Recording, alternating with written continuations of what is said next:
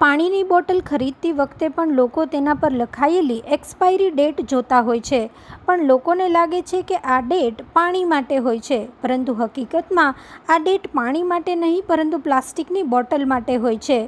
શુદ્ધ અને યોગ્ય રીતે સીલ કરેલું પાણી લાંબા સમય સુધી ખરાબ થતું નથી, પણ પાણી જે બોટલમાં ભરવામાં આવ્યું હોય તેની ગુણવત્તા સમય સાથે બદલાઈ જાય છે. તેના માટે જ બોટલ પર એક્સપાયરી ડેટ લખેલી હોય છે.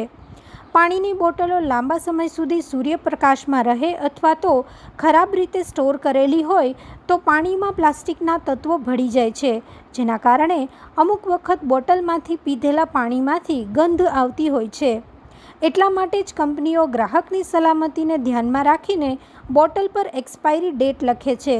તેનો અર્થ એવો છે કે પ્લાસ્ટિકની બોટલની ગુણવત્તા તે તારીખ પછી બદલી શકે છે.